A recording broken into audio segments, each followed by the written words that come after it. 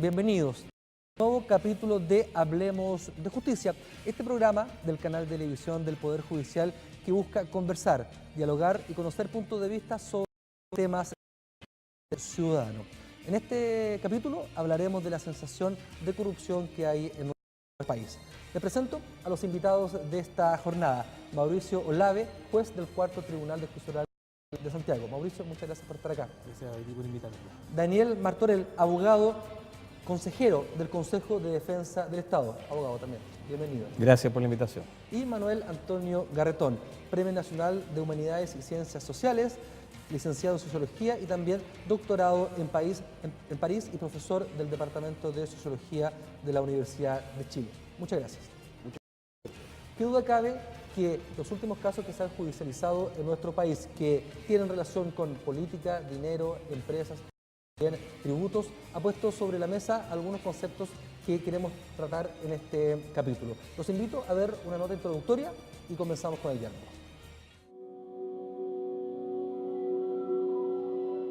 El destape de los casos Penta, Suarista, Soquimich y Cabal abrieron el debate sobre la relación entre la política y el dinero. Los casos involucran a varias figuras políticas relacionadas al mal uso de boletas, el financiamiento irregular de campañas y posibles tráficos de influencias. Ambos asuntos son investigados por la Fiscalía y han generado impacto público. El escenario político que vive Chile por estos días ha sido incluso comparado con el escándalo de corrupción que sacude a Petrobras, la mayor empresa estatal de Brasil. El fraude involucra unos 3.800 millones de dólares a través de sobreprecios establecidos por empresas constructoras y petrolíferas, que luego eran blanqueados y distribuidos entre diputados, senadores e incluso un expresidente de la República. Hasta el 2014, Chile compartió junto a Uruguay el primer puesto como el país menos corrupto de América Latina, según el ranking elaborado por la ONG Transparencia Internacional. Sí, en este país hay mucha corrupción. Lamentablemente, el poder, la economía, la ambición hace que las personas no tengan ningún tipo de valores ni prejuicios al momento de querer meterse los billetes al bolsillo. El abuso de poder que se está teniendo dentro de los recursos es gigante y enmarca lo que la sociedad está viviendo, lo que vive el trabajador. Chile es un país corrupto, pero escondido. Oficialmente aquí está todo, gloria, todo lindo, pero abajo, las sábanas, ahí está la maldad. Recientemente, la presidenta Michelle Bachelet creó el Consejo Asesor Presidencial contra los conflictos de interés, el tráfico de influencias y la corrupción, que busca proponer un nuevo marco normativo para cumplir efectivamente los principios éticos de integridad y transparencia. La nota introductoria nos hablaba de los casos de actualidad, Penta, Cabal, las acciones que ha tomado, por ejemplo, el gobierno para enfrentar este problema de la corrupción. Señor Garretón, quiero partir con usted. Uno habla con la ciudadanía, uno está en café, está en los almuerzos y aparece una palabra que quizás uno la consideraba particular para otros países como es la corrupción. ¿Cómo cambia una sociedad cuando ya estos temas comienzan a ser parte del país? A ver, yo creo que hay que partir diciendo que lo primero es que se derrumba un mito. Que este era un país no corrupto. No estoy hablando de su gente, estoy hablando de un país en términos de su estructura. Mi opinión, y entiendo que esto es un punto muy discutible, es que desde hace, podríamos hasta poner fecha, desde los años 80, Chile es uno de los sistemas más corruptos del mundo. Lo que no significa que su clase política o su clase económica sea necesariamente, porque consagra el principio mismo en todas sus estructuras, el principio que define la corrupción. ¿Qué es lo que es la corrupción? Es la apropiación por parte de algún privado, o algunos privados, grupos, individuos, etcétera, de un bien público, tergiversando la finalidad de ese bien público. Quizás el mejor ejemplo para entender un sistema corrupto, aunque quienes se beneficien de ello no sean corruptos necesariamente, es el lucro en la educación, con fondos del Estado. Usa fondos del Estado para educación gratuita, con lo cual usted puede enriquecerse. Se está apropiando de un bien público para un fin privado. Por eso se derogó eso y se terminó con eso. Y ahí estamos en un caso, para seguir con el ejemplo, ¿sí?, en un caso de una corrupción estructural que era legal, lo que no quita que no fuera corrupción. Entonces, lo que ha ocurrido hoy es que han habido muchos casos personales que pareciera ser que rompen la ley, pero que también rompen un cierto principio ético. En ese sentido, de nuevo, hay que pensar que la corrupción estructural se basa en un principio ético, que es el predominio del dinero y del interés sobre lo público, lo social y lo estatal. Y hoy día choca a una cierta conciencia ética que afirma el valor de lo social, de lo público, de lo estatal, por encima del valor de lo privado. Entonces yo creo que es muy importante tener en cuenta eso. Yo creo que es un gran error el Contralor haber dicho que la corrupción ha llegado. La corrupción está hace mucho tiempo. La ley de pesca, las privatizaciones, la ley forestal, la ley del agua, la ley del suelo, son todos el lucro de la educación, que pasan a otras manos. Son ejemplos de corrupción estructural. Puede ser legal, pero sigue siendo corrupción. Sí. Usted dice que la clase política no está alejada de esto. Digo, no necesariamente, porque se dice que Chile en los rankings figura como un país de mucha transparencia y probidad. Claro. Bueno, yo le acabo de dar ejemplos que muestran que estructuralmente el país tiene un sistema corrupto. Todo lo que pasa en las relaciones entre política y dinero antes de ahora era muy corrupto, solo que era perfectamente legal, pero era muy corrupto. Era la ley de la selva. Las campañas se financiaban como se quería, se podía engañar con las boletas o no hacer boletas, etc. Pero entonces, lo que digo es que el país empieza a tomar una cierta conciencia que vive un sistema que es muy corrupto estructuralmente. Y la corrupción estructural tiende a generar escándalos, prácticas corruptas, personas o grupos corruptos. Claro. Magistrado, ¿cuál es el marco legal que ataca la corrupción y cuáles son los tipos de delitos que uno podría incidir en esta persecución? Bueno, Chile responde primero al desarrollo internacional. En esta materia hay una convención, que es la Convención Interamericana contra la Corrupción, que establece los principios que se protegen con esto. Lo que se protege aquí es la democracia, es la igualdad de oportunidades, es la probidad pública, en el fondo. Y la Convención establece un catálogo de conductas que están más o menos prohibidas y que si uno revisa el Código Penal chileno es recogida ahí, desde el soborno, desde el cohecho, los fraudes, la exacción ilegal, la malversación. El sistema es bastante completo. Mi impresión es que la dificultad mayor que tenemos en materia legislativa son, y lo conversamos con el consejero, es las penas. Las penas asociadas a los delitos en general, en comparación con otro tipo de delitos, como delitos contra la propiedad, etcétera, son bastante bajas. Y eso inhibe la eficacia del derecho penal. Una de las funciones del derecho penal es la función motivadora, le llamamos los abogados, que tiene que ver con si la pena es suficientemente alta, ve a que el sujeto intente, pero si las penas no son altas, la verdad que las posibilidades de que alguien se quiera saltar la regla aumentan. Y quizás en ese marco es donde tenemos alguna deficiencia que habría que revisar. Sí, quiero preguntar al consejero del Consejo de Defensa del Estado. Ustedes son querellantes en las principales causas que tienen que ver con corrupción en nuestro país. ¿Concuerda con el señor Garretón en cuanto a que esto es una práctica más antigua? ¿Hay un volumen mayor de prácticas del Estado sobre casos de corrupción o no? Usted que está permanentemente litigando sobre estos casos en tribunales. Agradezco tu pregunta porque aunque no lo hubiera hecho, yo quería efectivamente señalar que no comparto lo que se ha dicho respecto al tema de la corrupción. Yo tengo un concepto distinto de corrupción. Yo no creo que el país tenga una corrupción estructural, como se señaló. Incluso si uno ve los índices internacionales, que son antecedentes objetivos, a los cuales uno puede recurrir, como es Transparencia Internacional, a partir de 1993, tengo entendido que existe Transparencia Internacional, ha ubicado siempre a Chile dentro de los mejores países en el ranking, por lo menos latinoamericano. Tengo entendido que Chile ha estado en el lugar entre 20 y 22 del escalafón mundial, con un índice de corrupción de un 7.5, entendiendo que Dinamarca es uno de los países que está en el mejor nivel, con un índice de 9.5, entendiendo, para que la gente pueda comprender, que 0 en esta medición es el país más corrupto y 10 es el país menos corrupto. Por lo tanto, tener un puntaje de 9,5 se acerca a 10 y por lo tanto a menos corrupción, y Chile 7,5. Para poner un ejemplo, Argentina en esos índices estaba alrededor de la ubicación número 100, que es un país al cual nos podemos comparar por lo menos geográficamente.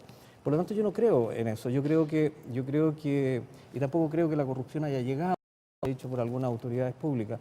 Yo más bien creo que se está frente a un fenómeno que tiene mucha importancia, que tiene mucha gravedad y que, por cierto, por ejemplo, el Consejo de Defensa del Estado lo ataca no solamente hoy día.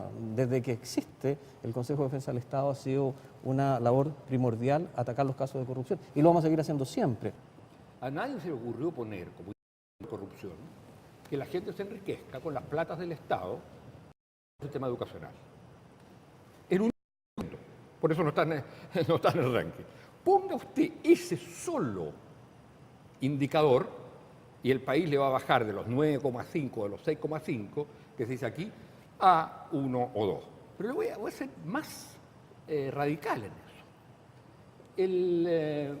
Un poder del Estado, una instancia del Estado, que tiene a su cargo de dirimir lo que es constitucional, los ministros,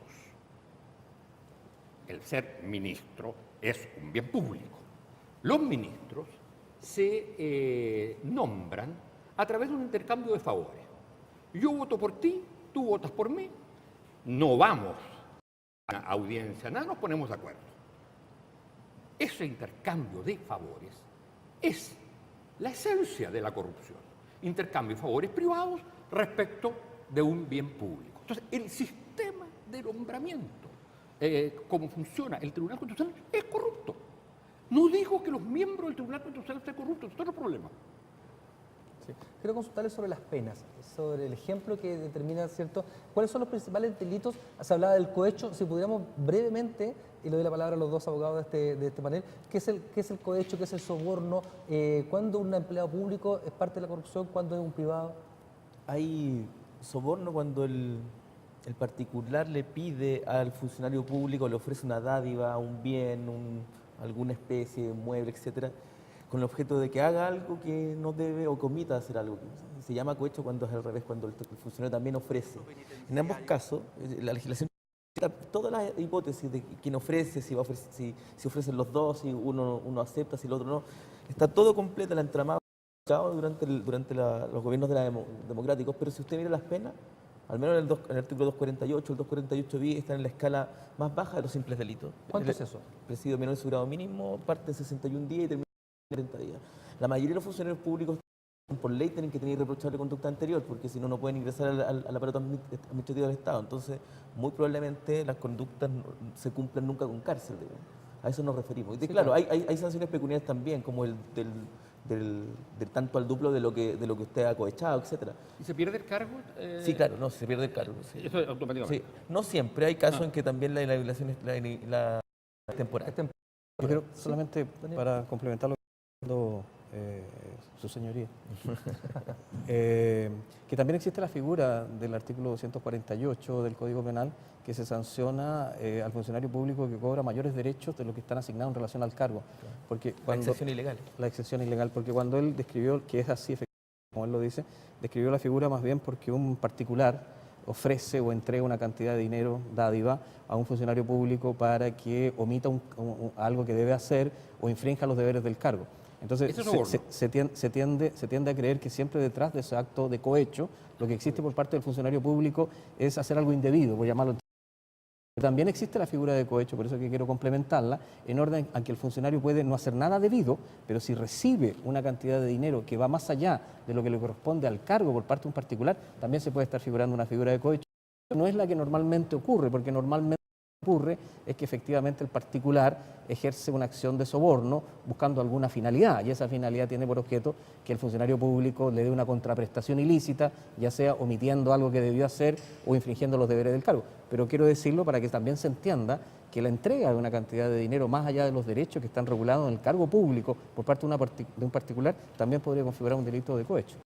Yo se lo pregunté en la primera consulta, pero me lo respondió también. ¿Qué pasa cuando ya estos conceptos son parte de la discusión de una sociedad y cuando posiblemente podrían ser parte del día a día? ¿La sociedad cambia, la sociedad corre el límite de la actuación, por ejemplo? No, yo creo que cuando esto se generaliza, digamos, en términos de conocimiento de casos y que pasa a ser tema de la conversación, lo que tiende a producirse es un fenómeno que se ha usado demasiado la palabra, por lo tanto, a veces no se logra entender lo específico de lo que ocurre actualmente, que es que se produce una desconfianza respecto de todos respecto de todo. Porque, de nuevo, hay que pensar que esto de la corrupción, en el sentido que yo digo, atraviesa muchas sociedades, atraviesa, digamos, el comportamiento de usar el bien público del transporte sin pagarlo, es un acto de corrupción. Es lo que es la corrupción ordinaria, la corrupción diaria. Entonces, y por lo tanto, es encontrar elementos exentos. Yo no confío en el transporte porque sé que no pasa la hora, el tipo que lleva el manejo, el chofer, no confía en quien se sube porque va a tratar de no pagarle, y entonces eso produce una cuestión generalizada. Ahora, cuando eso se ve que ocurre en la cúpula, en las élites, entonces entra el problema de quien puede lo más, puede lo menos. Entonces entra la ley de la selva y eso obliga, eso es lo que uno podría llamar en un determinado momento una crisis orgánica, una crisis cultural, una crisis de confianza radical que obliga a algún cambio, pero fundamental. Y si la base de esto, insisto, es una corrupción estructural, obliga a un cambio estructural mayor. Magistrado, ¿qué tan fácil es comprobar en tribunales los delitos de corrupción? Bueno, esa es una de las dificultades, lo conversábamos, hemos estado con el colega aquí en juicio. El marco, como les decía yo, el marco legal es más o menos completo, digamos, aquí quedan pocas figuras por no llenar. Lo que uno ve es que ¿por qué se producen delitos? Los delitos se producen básicamente porque en el aparato del Estado a veces se relajan los sistemas de control. Cuando se relajan los sistemas de control, da pie para que el funcionario que no tiene una preparación ética suficiente aproveche el espacio y delinca. Ahora, en el caso de los cohechos, lo que usted tiene ahí es que estas cosas no se hacen en público, claro. Digamos, y ahí el trabajo fuerte es para el Consejo de Defensa del Estado y para el Ministerio Público, claro. Y ahí los jueces tenemos que evaluar y a veces las pruebas no calzan, digamos, pero tiene que ver con que, claro, al igual que en otros delitos comunes, hay ciertos delitos que no se hacen, no se dejan huellas. La gente que los comete es más sofisticada y sabe que no ocupa correo electrónico, entonces cuesta pesquisar, no es tan fácil. Volviendo al tema del índice de percepción de la corrupción, que irónicamente la sigla es IPC, y irónicamente digo porque tiene una referencia a un índice económico que todos sabemos en qué consiste, pero el IPC, índice de percepción de la corrupción a nivel internacional, hay un tema que a mí me parece muy importante que se entienda. Mayoritariamente los índices de percepción de la corrupción no son por los casos de corrupción, son por la reacción que adopta cada una de las sociedades frente a los casos de corrupción. Vale decir, dicho en otros términos, Transparencia Internacional considera más que el caso de corrupción, porque entiende que en el caso mismo de corrupción es muy difícil que las sociedades organizadas puedan impedir los casos de corrupción, pueden generar barreras inhibitorias de casos de corrupción, pero nunca van a estar en condiciones de impedir. Pero lo que sí le puede pedir a los organismos, a los distintos ordenamientos de cada país, es que frente al caso de corrupción se adopten las medidas de sanción que correspondan. Por eso que el Poder Judicial tiene mucha importancia en cuanto a ser un órgano sancionador cuando se detecta casos de corrupción, a medida que se acrediten los elementos constitutivos de delito, porque por cierto es que tiene que haber responsabilidad penal, no significa de que vaya a ser sancionada cualquier persona siendo inocente, pero en la medida en que la persona sea responsable, esos son los elementos que se consideran a través de Transparencia Internacional para evaluar si un país es corrupto. Lo que quiero decir es que más que el caso mismo en el origen, está detrás de la percepción es cómo se reacciona por parte de las organizaciones que conforman ese país frente al... Perfecto. ¿Puedo hacer una pregunta? Sí, brevemente. Pero, por ejemplo, el caso de traspasar el límite que la ley establece al gasto electoral no es un delito y por lo tanto no tiene sanción en el caso chileno. Ahora, si fuera, y eso marca el índice internacional de probidad y transparencia, hay una cantidad enorme de conductas inmorales, antiéticas, que significa ruptura de la confianza en lo que son los bienes públicos, en lo que es el Estado, que no son considerados delitos ni sancionados. Ahora es probable que la reacción sea generar esto como delito. Ustedes todos sabemos que los casos que se están discutiendo ahora, por ejemplo, el caso Penta, etcétera, lo que se discute fundamentalmente es el tema del delito tributario. Claro. Pero no se está discutiendo lo que hoy día, al final lo tiene que decir la ley, que es delito traspasar los límites, por ejemplo, del gasto electoral, del gasto electoral, entre muchas otras cosas, conductas improbables que no están sancionadas. Claro. Antes de responder a Manuel Antonio y seguir conversando, quiero invitarlos. Este programa siempre tiene unas preguntas de la calle, tiene unas preguntas de los ciudadanos, porque queremos también ver qué es lo que opina la gente sobre estas materias. Los invito a ver la primera pregunta de la ciudadanía. ¿Somos honestos los chilenos? Honestos los chilenos. Aquí quizás podemos bajar un poco el debate que instalaba Manuel Antonio y podemos responder entre todos. ¿El país en sí mismo, el ciudadano, es honesto a su juicio? Dejo la palabra. Difícil la pregunta y la respuesta también es muy compleja. Yo creo a reconocer mi incapacidad porque no tengo los elementos de rigurosidad que me puedan dar una respuesta más fundada, más bien una percepción, porque no es mi ámbito poder contestar eso. Mi ámbito jurídico, como abogado, consejero del Consejo Nacional del Estado. Yo tiendo a creer que el país en general, las personas son medianamente honestas. ¿Por qué medianamente honestas? Porque detrás del ser humano existe, por cierto, una tendencia más bien a la conducta desviada que a la conducta virtuosa. Y por eso es que, contestando justamente la pregunta anterior, que queda un poco en el aire, yo creo que lo que tenemos que precisar es qué se entiende por corrupción y qué se entiende por corrupción que genera responsabilidad penal, que es otro tema. Porque cuando el concepto se tiende a ser tan difuso, uno pierde la capacidad como para saber si estamos hablando de lo mismo. Por ejemplo, ¿a qué me estoy refiriendo yo? Ir a donde un médico por una consulta privada, sí, en que el médico termina uno la consulta y la secretaria le pregunta a nombre de quién le hace la boleta, si a nombre suyo, de un hijo o del papá. Es un acto de corrupción. Sí. Es un acto de corrupción en el gran sentido o en el concepto amplio de la corrupción. O la licencia falsa, no sé. Porque se está engañando a un sistema, eso no debería ocurrir. Y eso forma parte, me da la sensación, no hay que ser muy ingenuo, que forma parte como de un hábito más o menos extendido respecto del tema y que eso no, es una conducta que no debería realizarse. Pero esa conducta que no debería realizarse en que una secretaria le pregunta a una persona que va a una consulta a nombre de quién le hacen, eso implica una responsabilidad penal necesariamente, eso implica que el país es un país corrupto y que las instituciones no están funcionando. Yo creo que hay que buscar un justo equilibrio dentro de las consecuencias que están detrás de lo que estamos conversando. Sí, de la experiencia de tribunales, ¿quiénes se sienten en el banquillo de los acusados? ¿Funcionarios estatales, por ejemplo, o ciudadanos normales, para hacer la diferencia entre el cohecho y el soborno y cómo está estructurado? En general, los casos de cohecho son los que me ha tocado a mí en 14 años de ejercicio, tiene que ver con que el funcionario público no acepta la oferta y hace la denuncia, y esos casos llegan.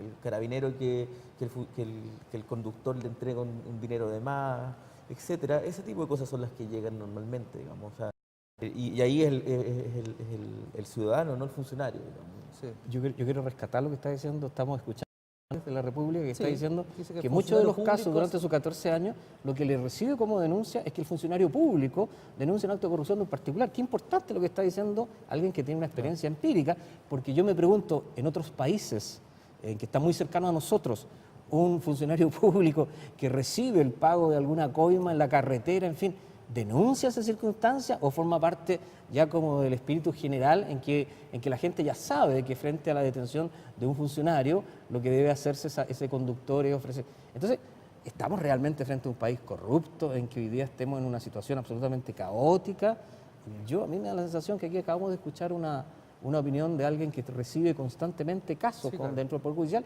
y nos está dando una muy loable actitud de funcionario público que denuncia los actos de corrupción. Pero es interesante perseguir el ejemplo, porque si es el dato general, digamos, o sea, si pudiéramos generalizar esto, claro, yo estoy contando mi experiencia. Pero es válida. Pero es para reflexionar sobre eso. Entonces, teníamos un caso en que en general, mayormente la corrupción viene de la ciudadanía que del aparato del Estado, si ese fuera el caso. A lo que yo tengo la impresión que respecto a la pregunta de si somos honestos o no, yo creo que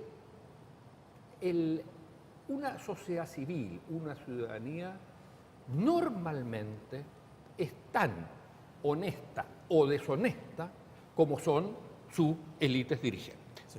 Es muy difícil encontrar, salvo de ruptura, pero es muy difícil pensar que se puede haber sido una excrescencia de una clase política o empresarial absolutamente, digamos, o bastante corrupta, con una ciudadanía enteramente no corrupta, excepto que se haya creado un sistema así. Y yo creo que la relación entre corrupción de élite y ciudadanía fue la misma, más o menos normal en Chile hasta el año 73. La que podría haber En cambio, del 73 para adelante, se crea un sistema que dice, arrégleselas como pueda, haga lo que usted quiera, porque el que está arriba lo hace. Tiene derecho sobre la vida y la muerte de los ciudadanos. Entonces, eso a través de 40 años se va creando, se va internalizando. Claro. Y eso, a mi juicio, en ese sentido, tenemos un sistema que se basa, que el primer acto con el cual se construyó ese sistema fue un crimen. En la última etapa de este programa, quiero conversar sobre las soluciones. Usted hablaba que los índices internacionales no solo atañen y valoran el delito, sino cómo el Estado responde a ello.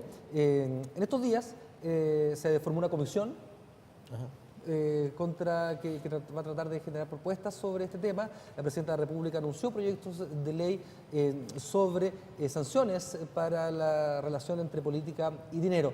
Quiero preguntarle a ustedes como abogados, como magistrados, como consejero del Consejo de Defensa del Estado y también a usted, señor Garetón, como sociólogo. Primero que todo, ¿son suficientes el aumento de penas, por ejemplo, para abarcar esto o falta también hacer categoría de nuevos delitos, por ejemplo?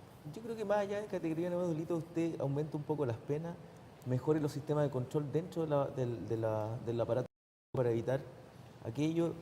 Cada cierto tiempo lo hacen otros países, en las empresas privadas y también en los órganos del Estado. Repase con sus funcionarios la necesidad de mantener una actitud ética en la función y usted va a empezar a bajar la ansiedad. Y también en Chile se hace muy necesario empezar a clarificar bien la separación entre dinero y política, que yo creo que es lo que está pasando aquí. Eso no se ha hecho, son los propios incumbentes los que están discutiendo. Yo creo que ahora, con estos dos casos que ustedes han señalado, se hace necesario que lo tomemos en serio y que veamos que se nos puede ir de las manos. ¿También?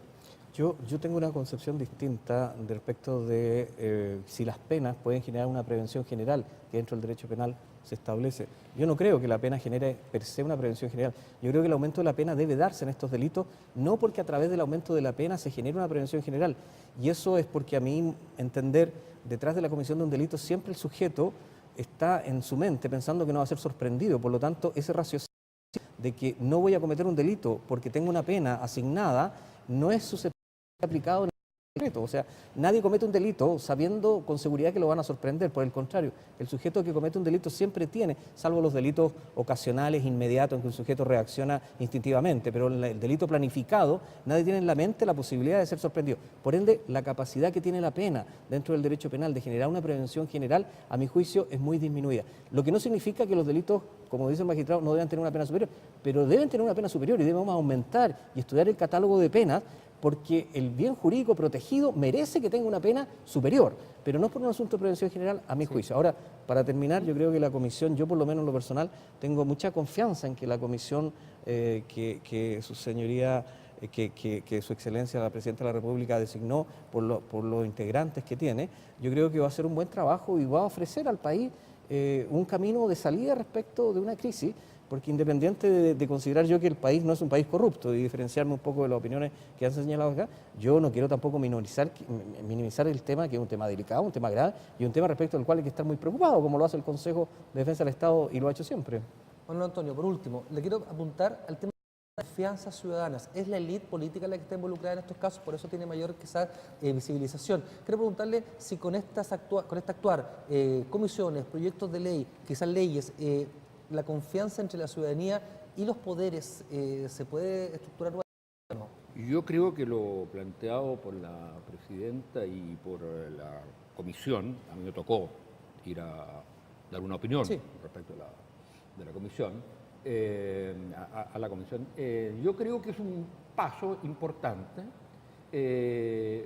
muy importante en la medida que puede sistematizar un conjunto de medidas, de leyes, etcétera, de cosas que todavía no han sido discutidas. Sin embargo, es absolutamente insuficiente y no va a resolver el problema de confianza, ni el problema de fondo que está detrás de estas expresiones de corrupción. Requiere un nuevo acuerdo social, requiere nuevas reglas del juego, nueva definición de lo que queremos ser como país y como Estado. Tenemos actualmente una que se nos impuso, que es la Constitución de 1980, con muchas correcciones, en fin.